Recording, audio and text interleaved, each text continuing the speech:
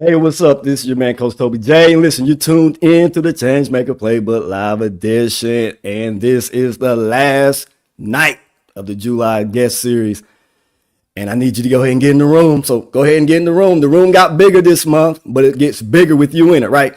So when you come in the room, let me know. Let me know you're in the room. Go ahead and put Changemaker in the comments like you normally do. And I'm going to give you a little bit of time. Tonight's going to be dope. The night is going to be real dope. You know what I'm saying? If you missed the first three, you can go to the YouTube page. You can go to Changemaker Playbook on the YouTube. They're on there. The one with Stu, the one with Bryant, the one last week with Jim. They're all on YouTube. They only stay on Facebook for 30 days. Okay, so go catch them on YouTube. Okay. So here's I got one or two announcements. Okay, it's very important. Next week, I will not be on here next week. I've been going 10 weeks strong. So y'all need to get me. Y'all need to, yeah. I've been going 10 weeks strong, but my guest's been going 1 year strong. And so, but 10 weeks strong, which is good for me because you guys know I have been highly inconsistent with doing what I'm doing. And so for me to go 10 weeks straight, man, yeah, I'm going to get a steak tomorrow. Look, sometimes you got to celebrate your own victories, right? And I'm going to do it tomorrow. I'm going to get my Thomasina, good to see you. And so I'm going to get my own steak tomorrow. I'm going to treat myself to a victory tomorrow with a steak. And so I will not be on here next week. And what I want you to know is starting in August, okay? In August, I am moving from Wednesdays to Tuesday nights. Same time, new night, same mission, bigger conversations. But I'm moving from Wednesdays to Tuesdays because I want to be able to speak with everybody in all arenas of life, especially in the faith-based arena. And I know how that is on Wednesday nights. Sometimes a lot of you guys are tied up with, church responsibilities, and I get it. And so I want to make sure that I move that from Wednesdays to Tuesdays, starting the first Tuesday in August. Just go ahead and make a note of that. I'll be posting it up. So I'll be trying to hurry him get through all this right here. Because I'm trying to get to where I need to get to tonight.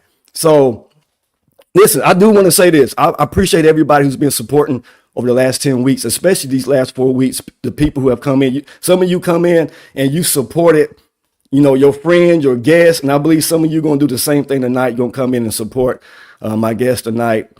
And like I said, you go over to YouTube as well. I need y'all to migrate to YouTube. I need you to get on YouTube and subscribe, okay? Because that's where it's going to go down when it's all said and done. So I want to throw that out there. So tonight, what we're going to talk about the courage to get started.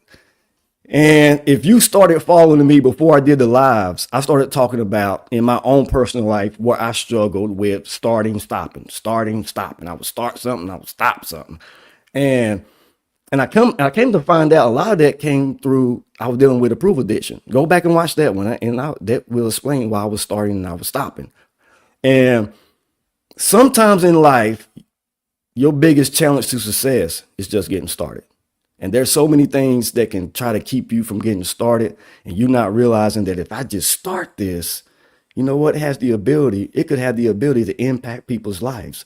Just like what my guest did. She started something, and as a result, it has impacted some people's lives, a lot of people's lives, especially women per se. That's what we're going to be talking about in her community. Okay. And so I need you guys to make sure, that if you are in the community that she's in, anywhere close, that, hey, you go check them out. You go check them out. And so we're going to talk about that tonight, getting started. And she has a great story. Just remember, change is constant and change is part of life. And in order to deal with change, you got to deal with change with change. Okay. And so that means there's times in your life you have to initiate changes in your life. And when I say initiate change, I'm talking about there's times where you have to either implement. Let me go back. There's times where you either got to create plans or alter plans and then implement those plans in order to take you from your present to your preferred future. Okay. So you got to have a preferred future. But in order to get to that preferred future, you got to start. Okay. So tonight, I'm getting ready to introduce to you. See, this is family as well. That's another reason why I'm excited. So I get to bring family on here to share with you guys what she is doing. She is the founder of I'm gonna call it ministry organization. I'm gonna let her explain how she wants to put that, called the Esther Tribe.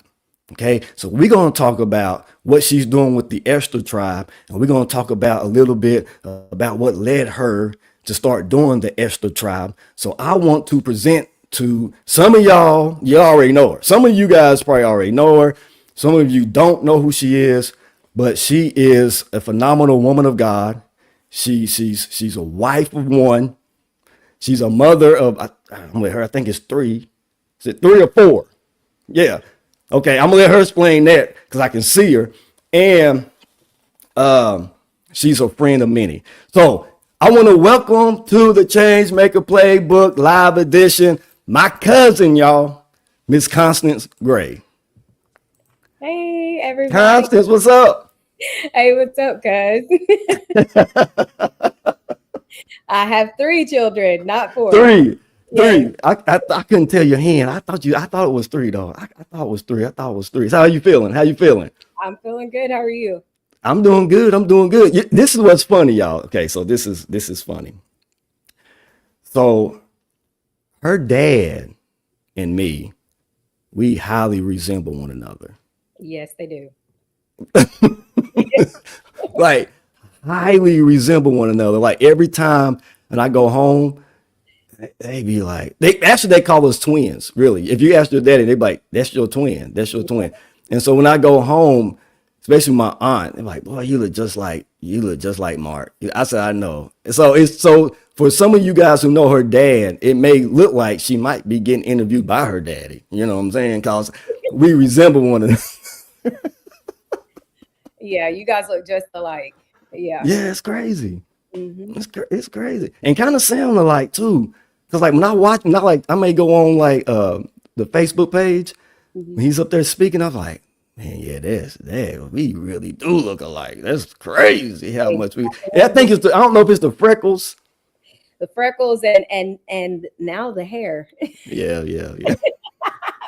or lack of.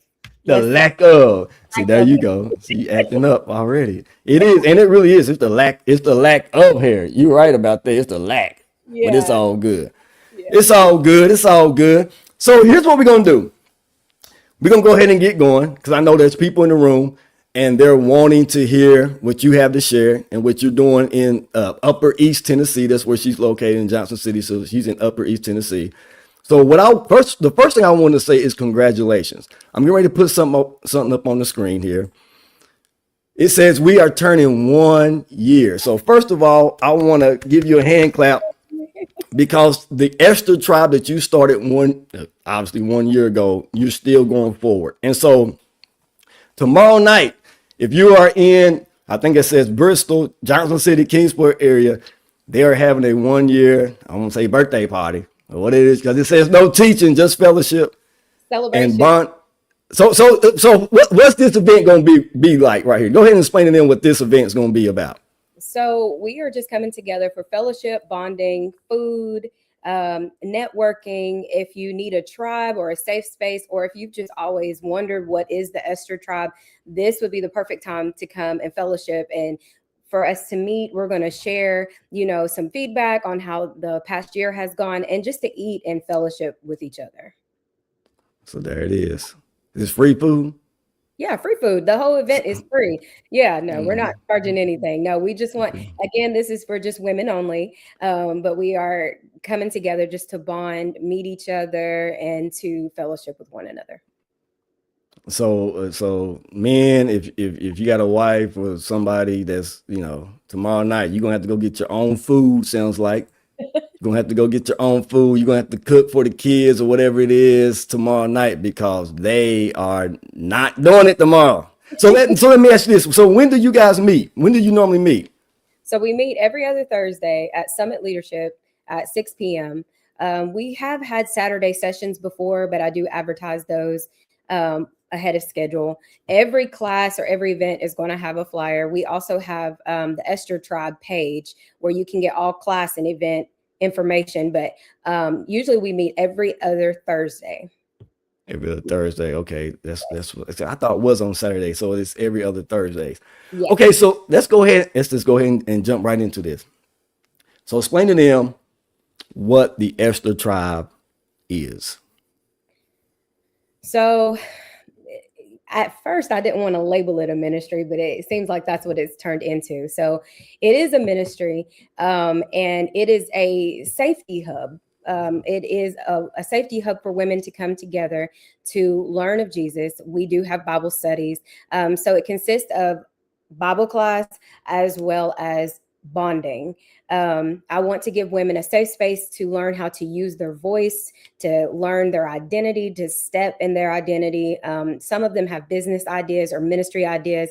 Some of them, this Jesus walk is totally new. They don't know where to start. They need tools of where to start. That is what these classes are for, is to give you a sisterhood, for that natural bonding, but also to learn of Jesus and how to be intimacy with Jesus, and pretty much me putting their hand into Jesus's hand. So that's pretty much what we are. So why Summit Leadership versus the church? So when the Lord gave me the vision for the Esther Tribe, He never showed it to me in the four walls of a church.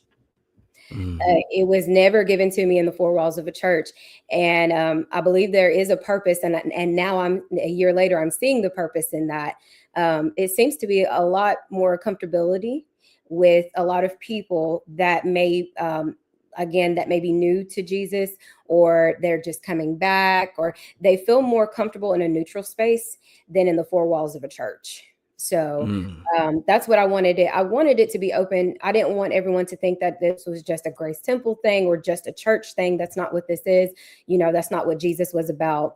It's not about organization or anything like that. It's just about relationship. And so I wanted it to be on neutral grounds. So that way, the churched and the unchurched, everybody is comfortable. Okay, so did you have any pushback when you didn't do it in the church? Pushback, no. I actually have a lot of people that appreciate that it was not in a church.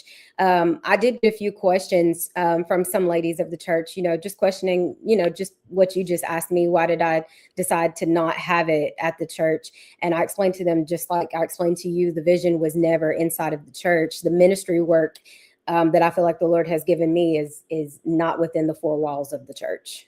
So. Okay, so you've been doing this for 1 year. Yes. You've been doing this for 1 year. Yes. Here's a question I got for you.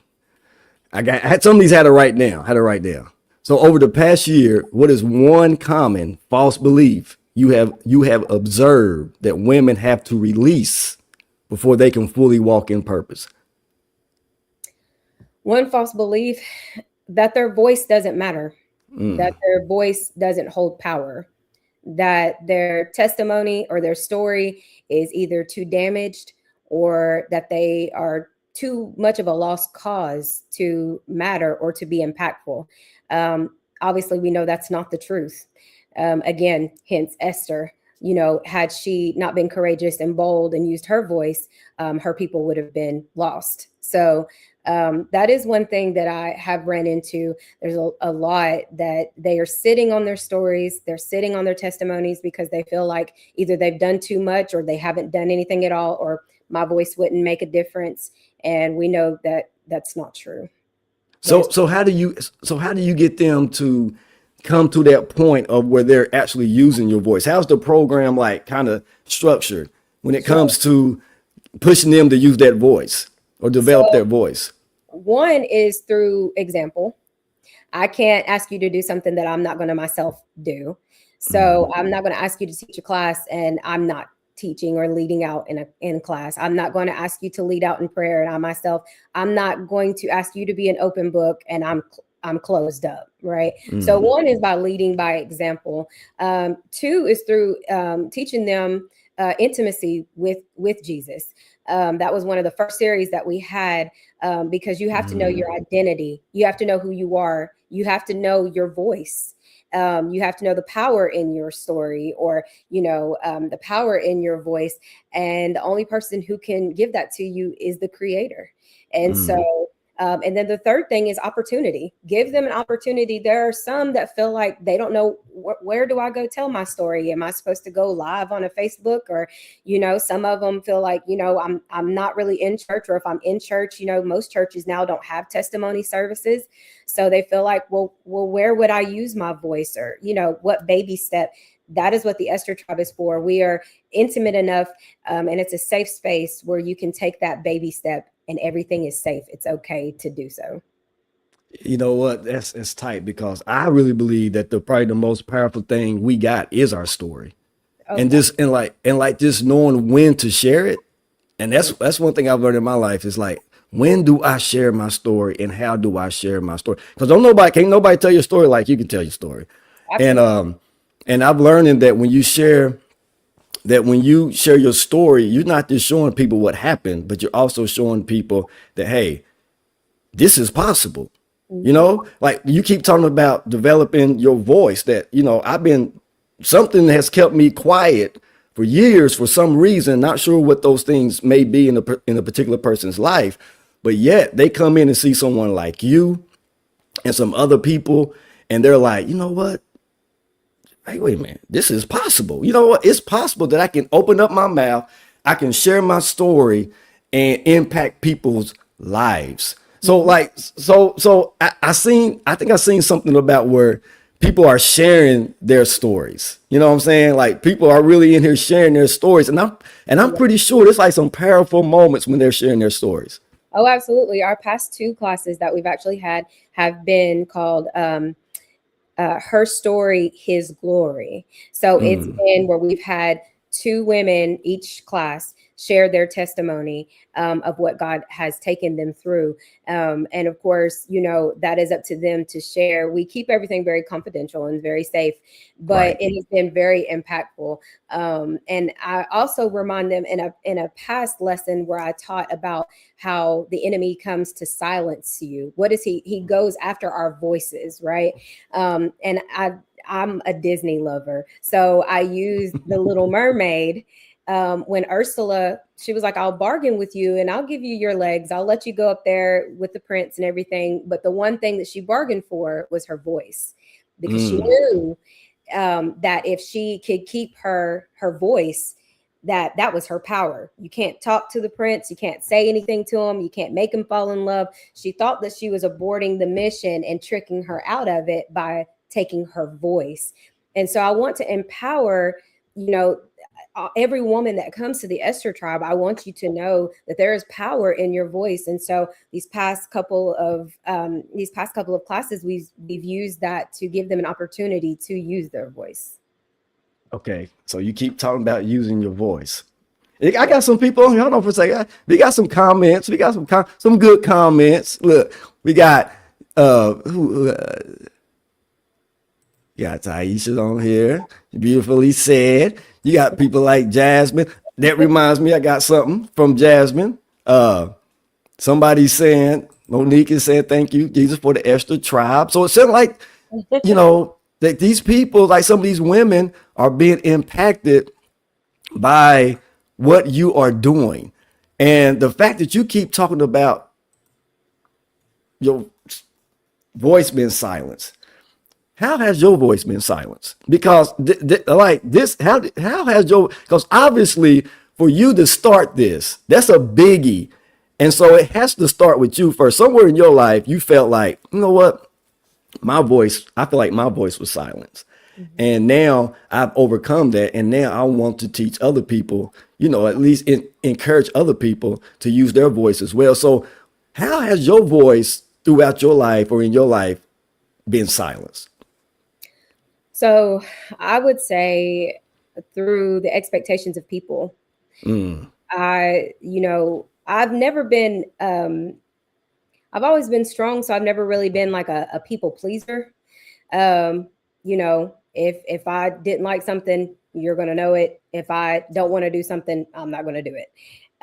But within the church, there seemed to be an expectancy, you being, the lineage, the bloodline, you're So expected to, explain to them real quick. You say Lynn, because everybody don't know yes. your background story, and that's why I should have got. So real quickly before you even go there, share give some people your background story because there's people here who know that because they from Johnson City. As she lived in the same, we from the same place. Okay, we from the. Actually, I grew up in the same church for a period of time before my mom. We went somewhere else. But explain to them your background story just real quickly. So my great grandmother started our church. She actually started multiple churches, but my great grandmother started the church. She had passed it down to my grandfather, Bishop Aaron Red. Mm-hmm. And then he had passed it to my father, who is now the current pastor of Grace Temple Church, Pastor Mark Red. So ministry runs on that side of the family. Also on my mother's side of the family, my grandmother is an evangelist as well. So ministry runs on both sides of the family. So it's inevitable. So yes, that is what's through the bloodline. Mm-hmm. Yeah. Mm. Okay, I cut you off. You was getting ready to talk about your voice being going up in. So I feel like my voice kind of got silenced through the expectations of people when whether I failed, because, whether I made bad decisions, whether I failed, people's expectations. It became almost like a doll in a box kind of Mm, mentality. I felt like I had to look a certain way, I had to talk a certain way, I had to be a certain way, I had to act a certain way because you're part of the first family or because your dad's the pastor. It was almost like people didn't treat you like you were human. It was like there mm, was such a high level of expectancy because you're the pastor's daughter. And so what you felt really didn't matter, what you said really didn't matter, what you were going through didn't really matter. It was just what people expected. And so that I felt like my voice, I just became silent because it's not how I felt, or it wasn't what I wanted. It was at that point what other people wanted. And I say that as being saints, ain'ts, family, friends, or so-called friends. I was just surrounded by expectation. And so it silenced me. have you ever been like, oh, this? I'm just throwing this out there. Have you ever been like, oh, why was I born into this? Have you ever been like, have you been like, not Certainly, like been a pastor, pastor's kid, and yeah, you're like, why did yeah. I get born into this? I mean, certainly there have been times where I feel like I want people to know, like, I didn't choose this. I Right, didn't. I mean, as any pastor's kid, we didn't choose. I didn't ask for to be born into this bloodline. I'm thankful and I'm blessed, but I didn't right. ask for the expectations of people and the treatment of people that come along with it. Even my husband's a minister, and so I take great care in knowing that my children are PKs as well. And so I understand, I take great care in my mothering, because I understand how that can feel. People can treat you different. They can treat you like you're an outsider. They leave you out of things because you're the pastor's kid. You can't keep up, and it just causes a lot of internal issues within yourself that you didn't even ask for. So, So how do you? Okay, you just brought up something. See, let me just say this to y'all. So me and Constance had I speak with everybody on Monday nights, right? So me and Constance had a conversation on Monday night, and I told her this is probably gonna go totally different than what we just talked about. Okay, so how do you when it comes to your kids? Because you said they PK kids too. How as far as how you was raised, is there anything different that you do with your kids, based on, how you came up, or, you felt like maybe this could have been differently. So I'm going to raise my kids a little bit differently, look at them a little bit differently than I was looked at. I mean, how do you raise your kids as a result of this being, PK? So communication is one big thing. Explaining, not just saying, no, you can't do this because, out of legalism, I want them to see relationship with Jesus. I don't want them to think of him as a rule book, as, because that makes them fearful, or it makes them feel like this walk is too hard. I can't do this. That's not true.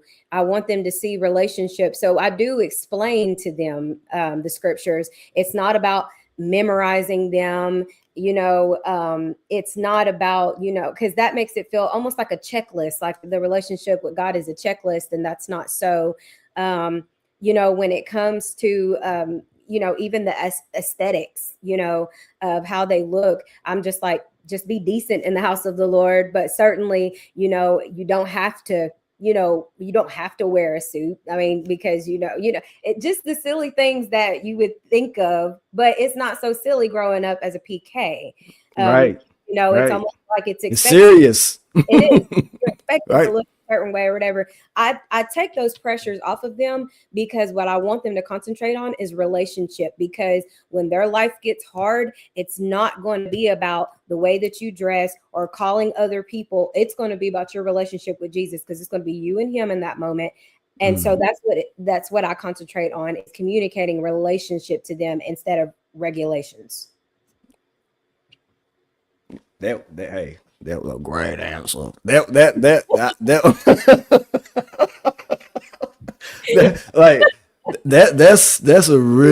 a good answer right there. Because I always wondered, like, what it's like to be.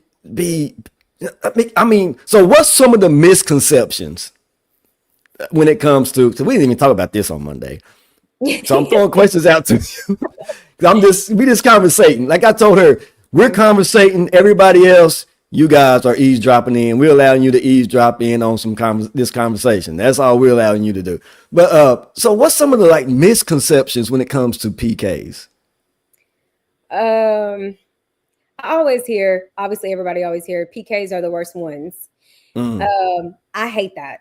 And the reason why I say that is because when people think that, everyone probably does know a PK that they met in college that was probably the one that outdrank everybody, or the one throwing the parties or whatever. But do you try to understand the story that's behind it? Because sometimes, again, with people's expectancy, it puts you in a box that you're trying to get out of, even if it's in rebellion, that you're trying to get out of that box. You don't know how to get out of the box that you feel like you've been put in.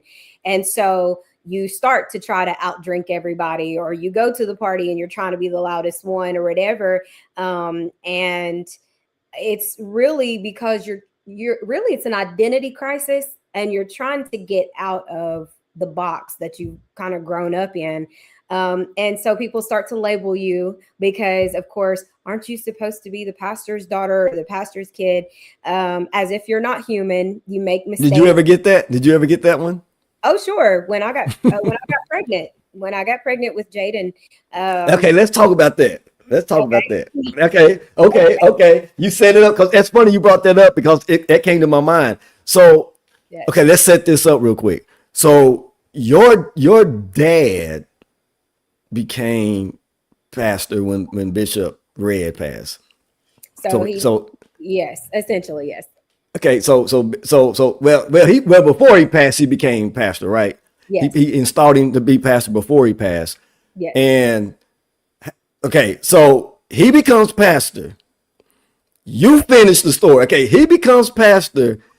Now you finish the rest of it. So the year that my father became pastor was the year I got pregnant with my son. And it was during that time period of my life where you saw the people for who they are. There were times that I walked up on conversations in the church of people dogging me out, talking about me. I was 16 years old at the time. I had Jaden when I was 17. And these, you know, when you grow up in church, you grow up in Sunday school and everything like that, where it's like, you know, we are all family and we love each other. And if, you know, if one falls, those that are spiritual restore such a one. Like, you hear these things, and then when you go through that experience and you see the complete opposite. Right. You see that and it wasn't just within the church, it was also without the, you know, because the ones on the outside of the church are like, well, you're a pastor's daughter and here you are having babies, you know, because Nevaeh came a year and a half later. And so during that time period, it was very lonely for me. It was very, very lonely. I had a lot of people that now that I'm older, they've explained they were scared to talk to me because they weren't sure how my dad would react as the pastor. They didn't want to seem like they were encouraging me or encouraging the pregnancy because they were afraid of how my father would feel. And you know, I know that some of my siblings, they were younger than me. They didn't really know how to act because you know, this was such a terrible thing that I had gotten pregnant outside of wedlock. But they loved me as their sister. So it was a very torn period of time. And it's funny, I'll just throw this in there, that a lot of people were fearful of the pastor, not knowing that that was the one person that never changed. Wow. That was the one person that never changed. He did not agree, obviously, that, you know, I had gotten pregnant with, you know, outside of marriage. However, he was still my father. It didn't remove him from being my father. So he was still very supportive.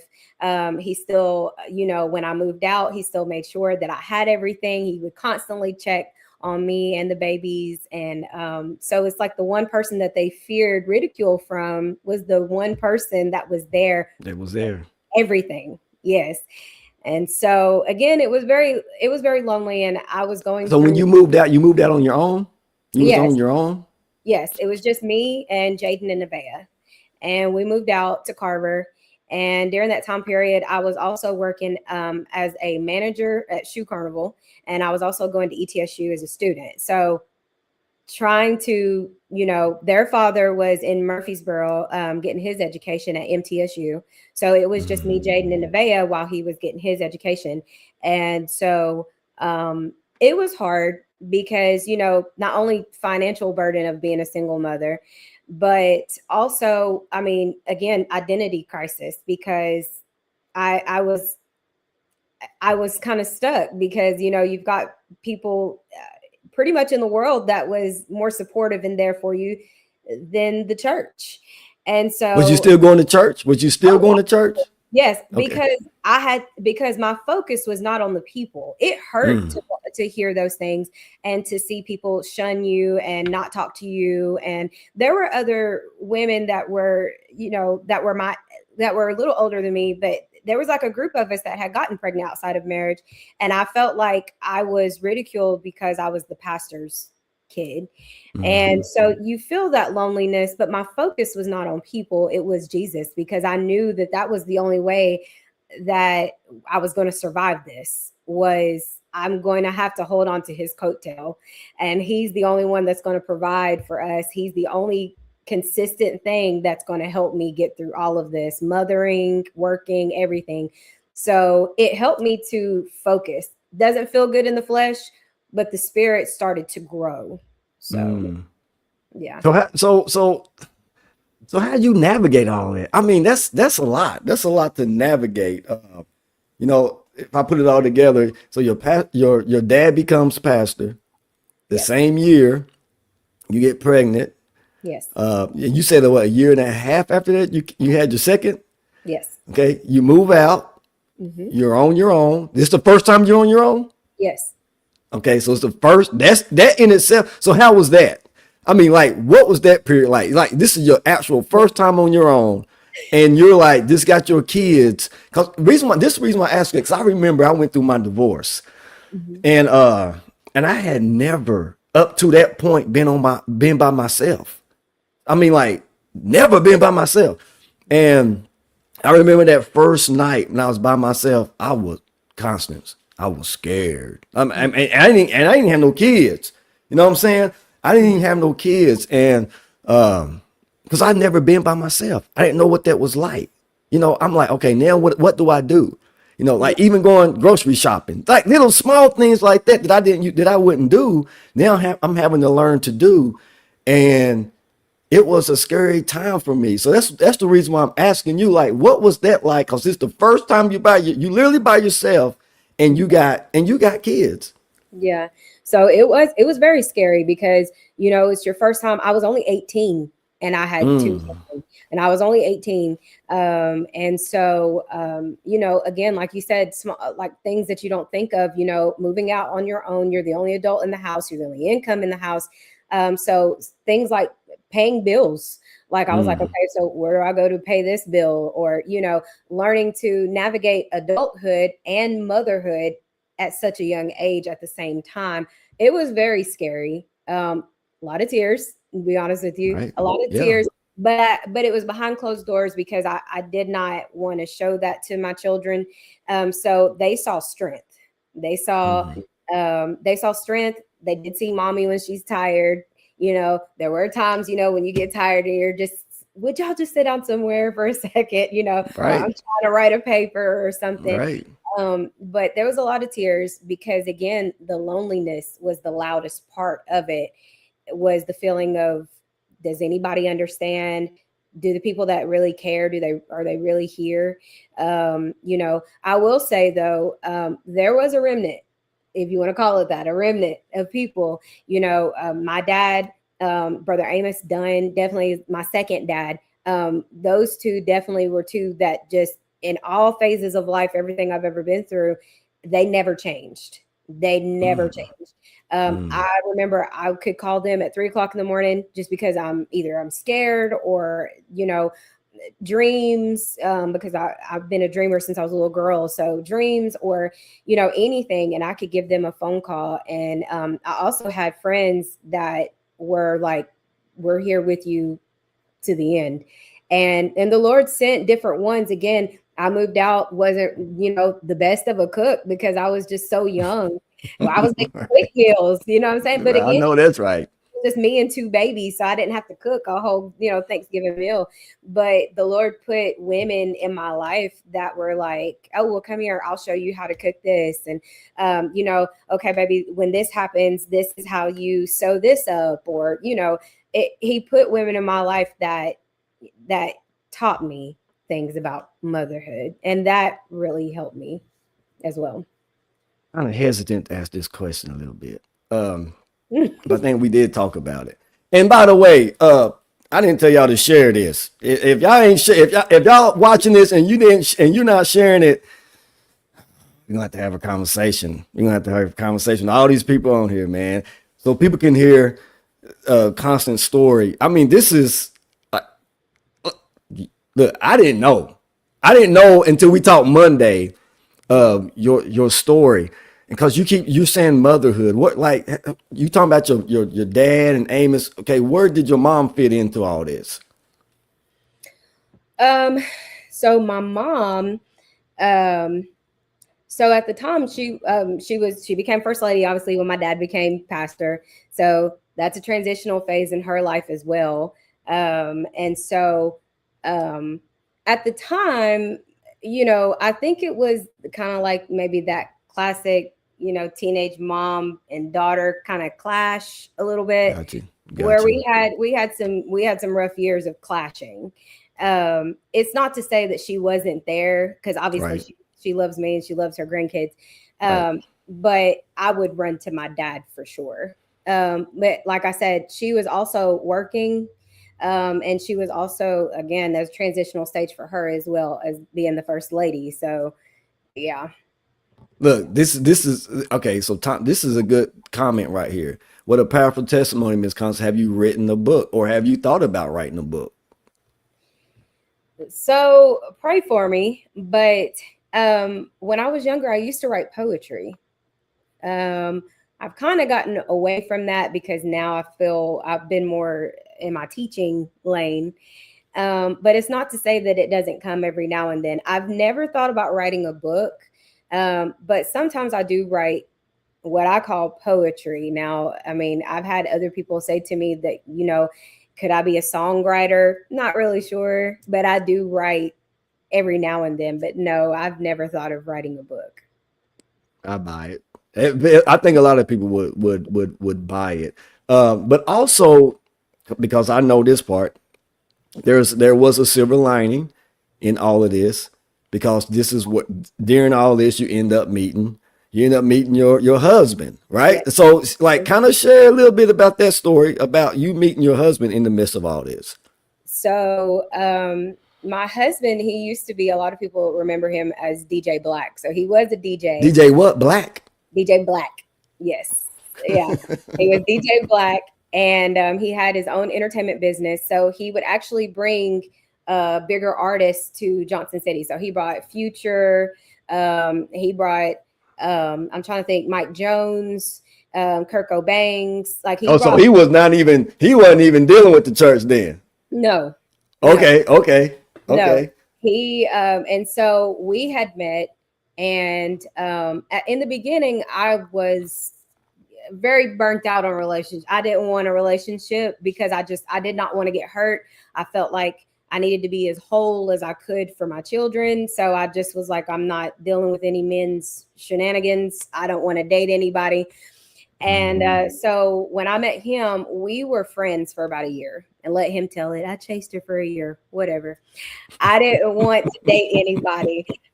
But then there was something traumatic that happened in his life and then in my life, and it really brought us together. And it was after he was actually shot in his leg. And I know majority of people in Johnson City already know that story. He shares it all the time. That's actually what brought him to the church and what brought him to Christ. And we started dating at that point. And of course, dating led to marriage. Okay, so he got shot in the leg. I think this is something important right here that I think people need to hear. So he gets shot in the leg. Yes. And so when he goes to court, right? Yes. His response to the judge was what? Like, share Yeah.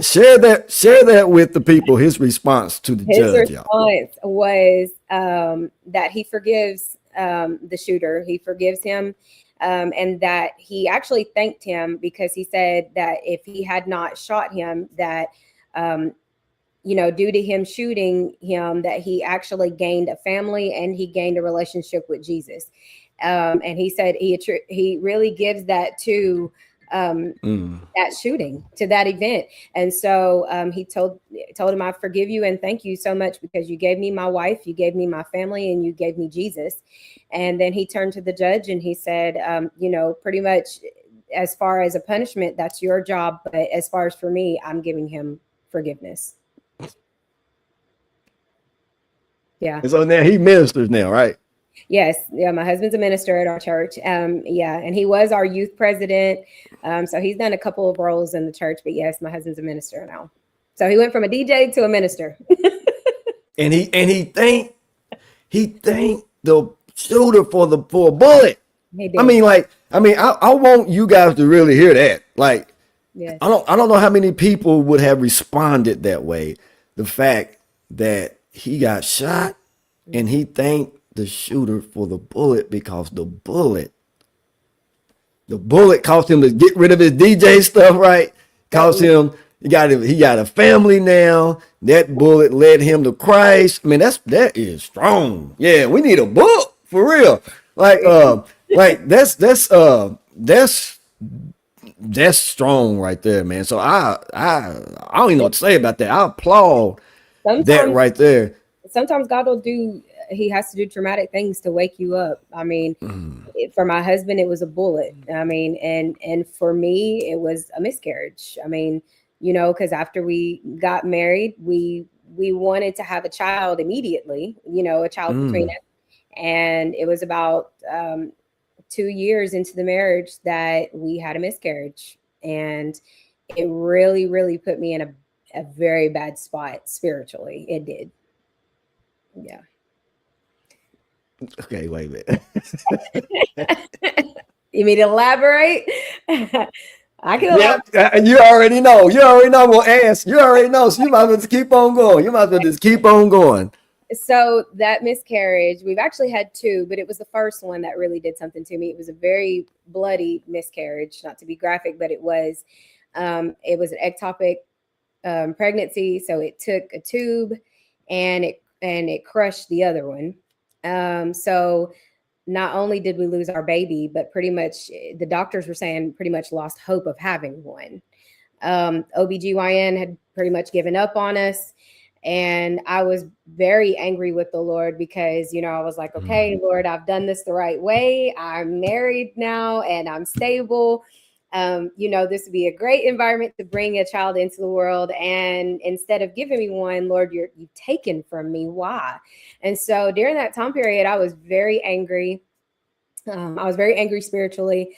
I wasn't, I had no interest in going backwards, like, to go out drinking or anything like that. But I certainly did not want to progress spiritually either. I would make the comment to a lot of people, I am comfortable on the third row with my tambourine. I don't want to do anything for the Lord. If he calls me to do anything, I don't want to do anything. I just want to sit here. And so I was spiritually dying and knew it and was doing nothing about it because anger and depression had driven a space between me and the Lord, and I had allowed it to. I was very depressed. And it was just unfamiliar territory to me. I had never lost a child. The Lord gave me children when I felt like, Lord, I'm not ready for them. Right. Now you're trying to have them. You can't have them. I'm like, yes. Right. And so, it affected my marriage because I was very depressed. I felt like I couldn't, I felt like, to me, I'm not even doing what a woman was designed to do. We were made with a womb, and I can't give my husband a baby. It was so I would kind of keep myself from him because I just felt so bad. And, I would even tell him, like, honey, I think you should leave me.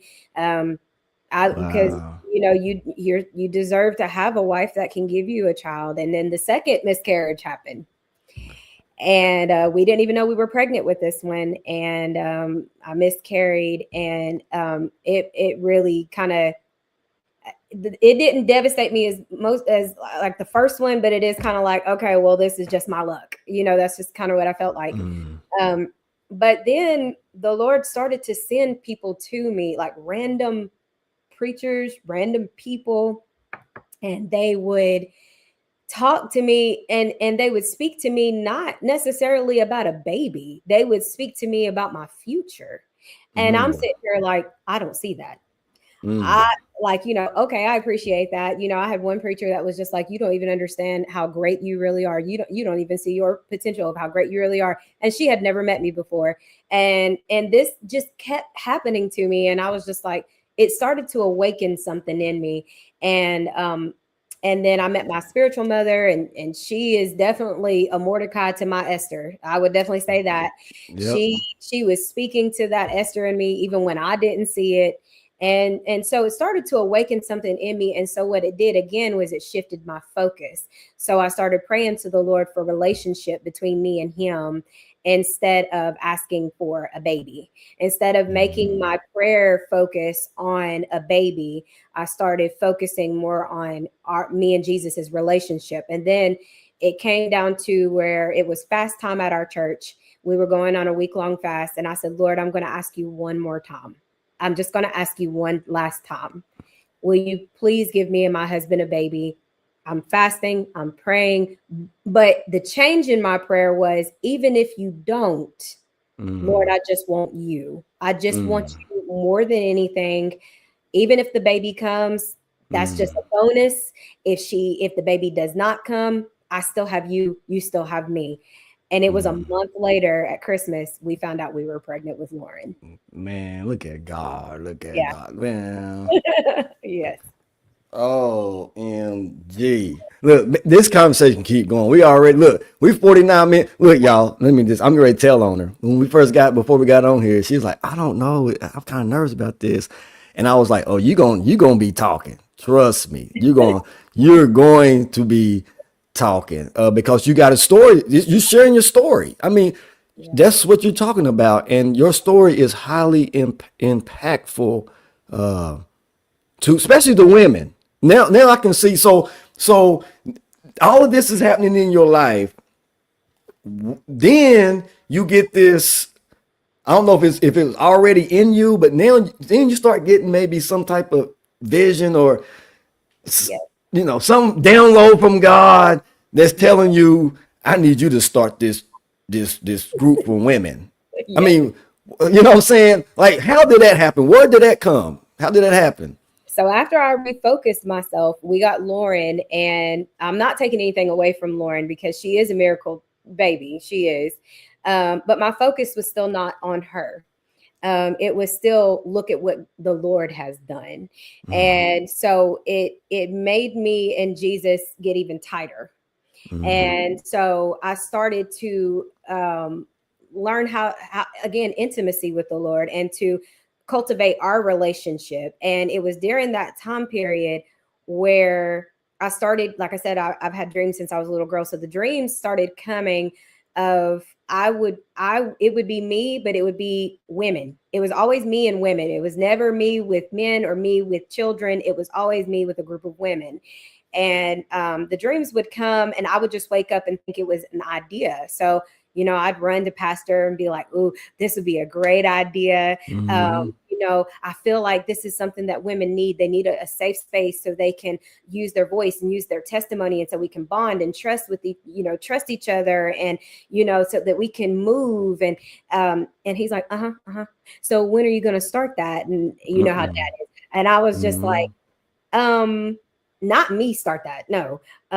Maybe, I'm gonna tell on her because I was just like, maybe Essence, because a lot of people on here probably know my best friend Essence, and she's a very bubbly people's person. So I was just like, well, maybe Essence, she's great with people, So Why did you feel not you? So why did you feel not you in this moment?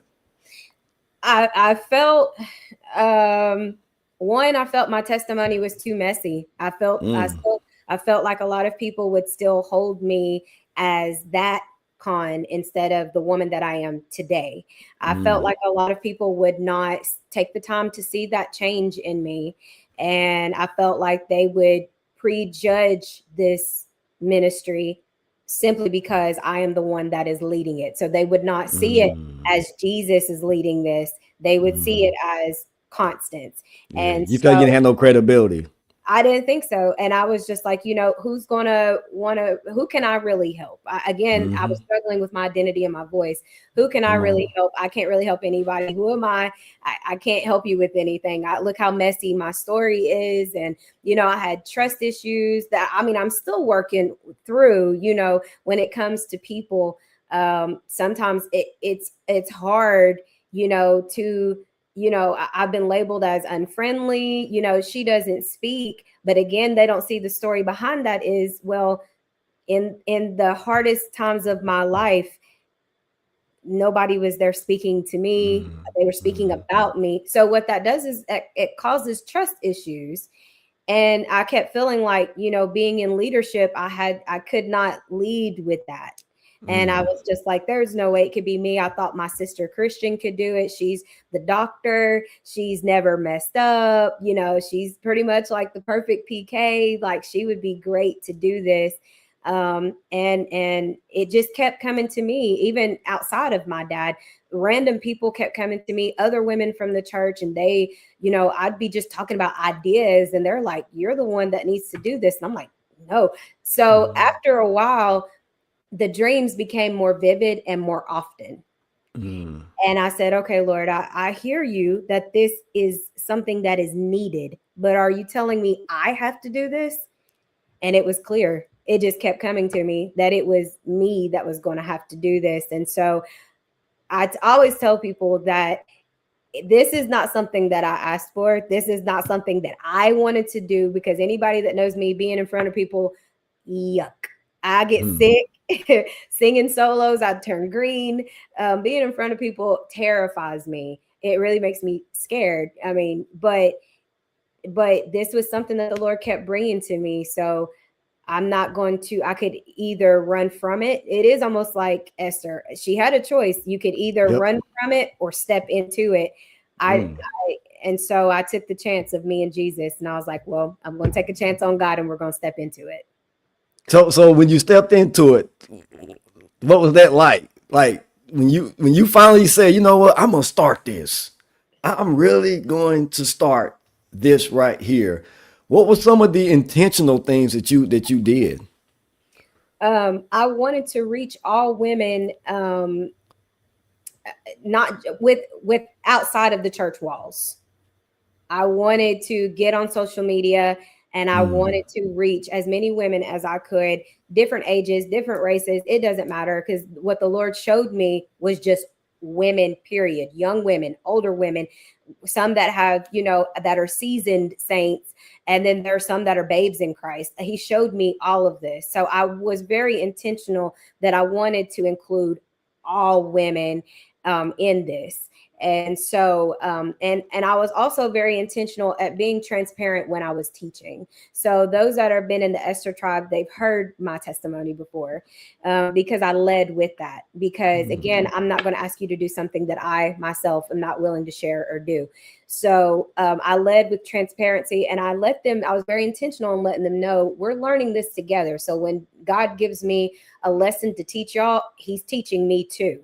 So when I taught the identity series, I took a lot from that, and I got much more just bold out of that identity series. People come to me and they're, oh, that helped me so much, and I never knew, and I'm over here like, it helped me too. Right, I was very absolutely. intentional at transparency that I may be facilitating this, but we are learning together, sis. Like we are walking hand in hand. This is very much a sisterhood. So. Look, you making me think of something. I'm gonna put this up on the screen real quick because I like the fact you named it. You got that tribe at the end, and it makes me think about community. And this is my definition for community. Community is the room where growth gets supported, like identity gets strengthened, and purpose gets practiced together. And that's exactly what you're doing.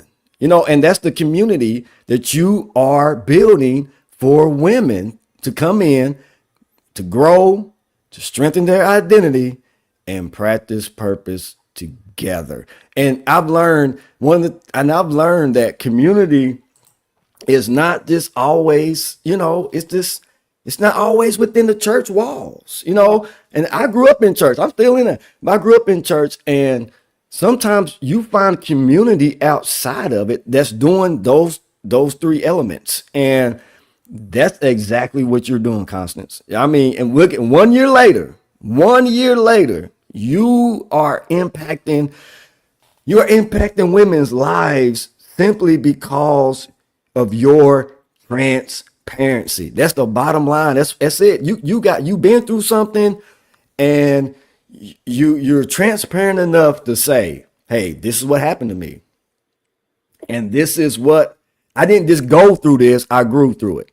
Yeah. And that's I'm looking at you now. I mean, some people who tell their story, they can't get through half of it without emotionally breaking down. So I can also see that your emotional intelligence has grown, probably more and more through all of this. And that's what people be looking for. People looking for transparency, people who are genuine, because all of us ain't perfect. We done been through some stuff in our lives. And when people can find somebody like yourself, I'm going to listen. You know what I'm saying? I'm going to sit there and listen because I know this person has a story. And not only that she got a story, but she is showing me that it is possible to not just survive this, but to thrive as a result. And look, look, I literally applaud what you're doing. And I just real quickly, because we was going to bring somebody on here with us, but they're out of town. You got something to say? Go ahead. Yes. So going back to the tribe, because I did have a lot of people that did ask me, well, where did you get the name, the Esther Tribe? So the Esther part is pretty much self-explanatory, but pretty much when I was younger, I just loved queens. And so when I was younger, I always loved Queen Esther. When you're younger, they always teach about, oh, how beautiful she was. She had the favor of God. But then when you get older and you actually read her story and you see that she was a very young woman, that she was taken from her home. She did not ask for what was happening to her, but she went through it with grace, and through her character, and even when it came time to speak up for her people, she knew who to run to, because she asked her people to fast and pray. So she knew God was her strength. So she took God with her. But as a young woman, she had boldness, and she used her voice. And because she was not silent, and because she used her voice, she spoke up for her people. Her people were saved.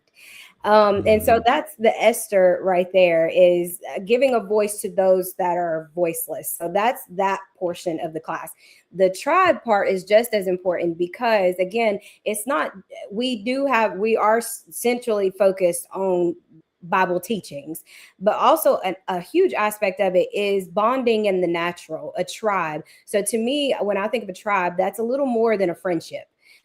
A tribe, like, when you go to certain places in the world, you better be careful stepping on tribal lines, because if they see any type of threat to their people, you could be killed, or anything like that. They are very fierce, and that is exactly what I wanted in the spiritual realm. We are daughters of the King, which makes us sisters in Christ. So in the spiritual realm, if you see that your sister is battling something that is harmful to her, a tribe is going to fight for you. You know what I'm saying? We're coming to link arms with you, sis. You're tired on the battlefield. Let me pick up your shield and let me help you fight. You're going through something. You're not going through it by yourself. The enemy wants you to think you're going through it by yourself, but you have all of us. We are a tribe. We protect each other in the spirit, and we're fighting against the same cause, which is we're fighting to dismantle the enemy and his kingdom, and we're fighting with Christ as we follow Christ. And so that is what a tribe is. It's not only bonding in the natural, but in the spiritual, we fight for one another. So hence the Esther tribe. Yeah, it's all in you. It's all in you. It's all I'm gonna say. It is all. And you know what? And I think what people get it confused is that it's same thing with me. It's all in me. But I realize I have a common gift. My gift is very similar to yours. I'm sitting here listening to it. But God has me using it in an uncommon way. And when you use a common gift in an uncommon way, sometimes people just don't understand, because they're thinking you're supposed to be using that gift either here or doing it this way. And they don't understand that this uncommon way that God has me using it is impacting people's lives. And let me read this. This says, somebody sent me this, and I'll tell you this afterwards. It says, the Esther tribe has been the godly sisterhood I've always needed. When I started a year ago, I initially came just to support Constance. Little did I know that the teachings, discussions, and bonding would literally change my life.